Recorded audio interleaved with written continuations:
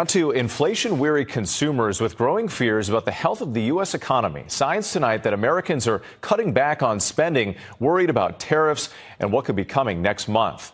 Here's ABC's Alexis Christoforous. Tonight, signs that Americans are pulling back on spending as concerns grow over tariffs, inflation, and fresh fears about a recession. All the uncertainty weighing on consumer confidence, now at a 2-year low. I'm definitely buying off brands. I'm buying less. I don't get the things I really want. I'm really bargaining. You have a budget every week, and I feel like every week it just gets harder and harder to stay within that budget. The gloomy mood is starting to show up in key data. Consumer spending in February fell for the second straight month. Department stores like Kohl's and Macy's report signs of penny pinching, while Delta and American Airlines warn that domestic travel is slowing down ahead of the busy summer travel season. President Trump's stop-and-start trade wars rattling Wall Street. Americans' 401ks taking a hit as the S&P 500 plunges more than 8% from its record high just 3 weeks ago, at one point wiping out $5 trillion in market value. Economists now raising their odds of a recession this year to between 20 and 40%. If the U.S. imposes tariffs to the degree that the president has been talking about and maintains them for more than a few months, I think a recession will be unavoidable. Experts say if President Trump carries out his trade war, consumers can expect higher prices on everything from food and electronics to cars and clothing by Memorial Day. Whit. Alexis Christoforous, our thanks to you tonight. The United States can't take care of daycare. That has to be up to a state. We can't take care of daycare. We're a big country. We have 50 states. We have all these other people. We're fighting wars. We can't take care of daycare. You got to let a state take care of daycare, and they should pay for it, too. They should pay. They have to raise their taxes.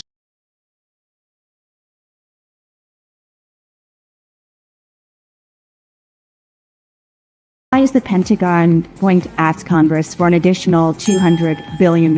So we're in very good shape, but we want to be in the best shape. And it's a small price to pay to make sure that we stay tippy-top. We're going to give back a lot of money into the Treasury and pay down debt. Trillions of dollars in wasteful spending. With spending with money that trillions and trillions of dollars that they didn't need. Massive overspending and escalating energy prices. It's hard to believe that you can have that kind of fraud. This war, it is costing us billions of dollars a week. Surely there are more important things we could be spending money on. Senate Republicans are working to secure $1 billion in taxpayer money for President Trump's White House ballroom, saying the money is for security enhancements.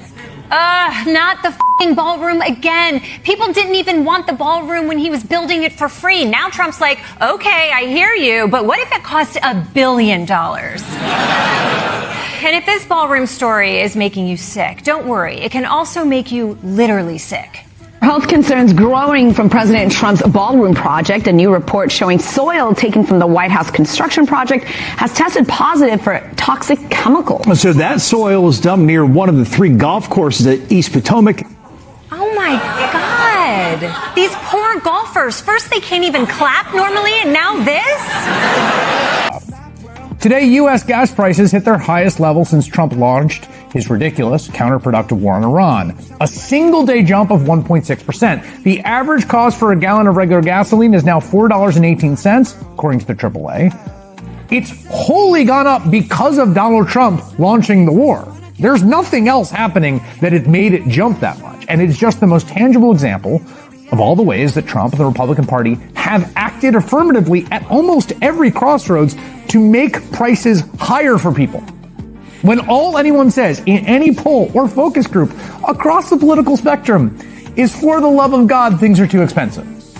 That includes today in the New York Times, where a dozen unhappy Trump voters shared their concerns. Quote, life is becoming more and more unaffordable. Prices are high as ever. We're headed in the wrong direction. Those were Trump's voters. And all he and Republicans are doing with the power those voters gave them in Washington is finding new ways to make things more expensive. It's truly astounding. In recent years, that made our debt balloon to 100% of GDP. Now, Treasury Secretary Bessent says the Trump administration's plan is to grow the economy in such a way that it balances things out by 2028. But in the meantime, the spending is continuing. We're looking at, in President Trump's second term, another $2 trillion added to the deficit. There was already $4 trillion that was greenlit by congressional Republicans for the president's tax law. Now Congress is looking at the president's proposal for defense spending, which is $1.5 trillion.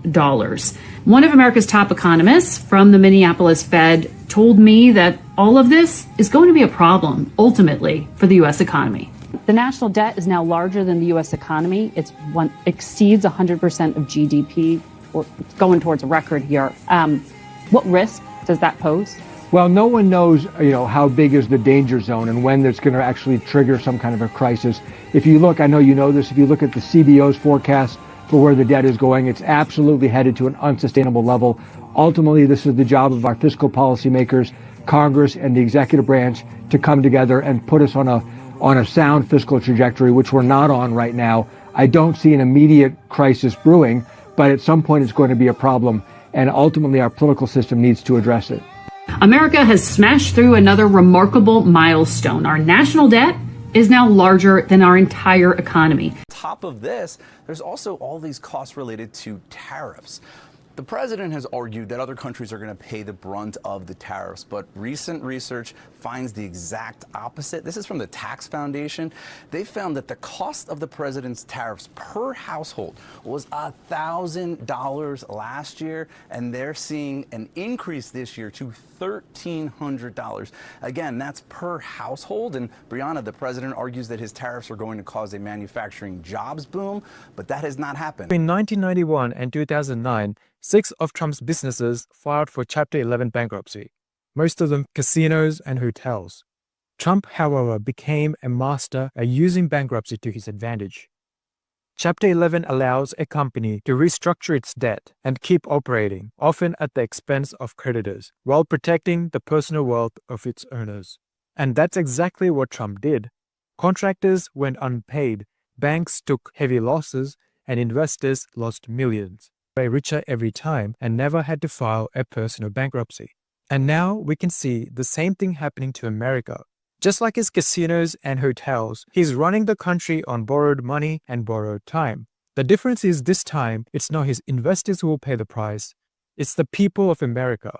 When Trump introduced the 2017 Tax Cuts and Jobs Act, he marketed the act as a victory for workers and families. That will be rocket fuel for the American economy.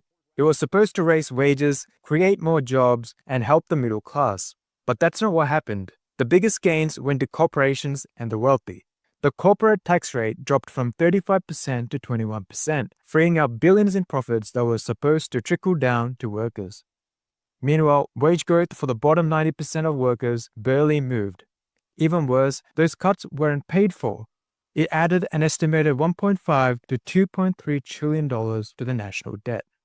Before COVID-19 hit, Trump often bragged about the greatest economy ever. And on the surface, with the stock market booming and unemployment low, everything looked good. But beneath, the same old Trump business pattern was unfolding. Cheap borrowing and massive corporate debt thanks to low interest rates. The big corporations used the 2017 tax cuts not to hire more workers, but primarily to buy back their own stocks. This boosted their share prices and rallied the stock market. The rich got richer while wages barely moved for everyone else. Then the pandemic hit and everything fell apart. Hospitals were underfunded, millions were out of work, and businesses had to close shop. Now, Trump's newest bill, the One Big Beautiful Act, is an extension of the 2017 Tax Cuts Act. It promises to make those earlier tax cuts permanent while offering even bigger tax cuts to the wealthy. And it is projected to add another $3.4 to $4 trillion to the national debt over the next decade, which is already at $38 trillion. And once again, ordinary Americans will be the ones paying for it. Programs like Medicaid, SNAP, and public education are facing cuts to cover a fraction of this bill. Meanwhile, billionaires and major corporations continue to keep the tax cuts. Trump sold America a dream of endless growth and wealth, but like his businesses, it's a dream built on debt. In the end, Trump walks away just as he did with his casinos, while the rest of the country is left to deal with the mess. Unlike most Americans, he has his business to fall back on, continuing to profit from his own policies that is pushing the nation further into debt.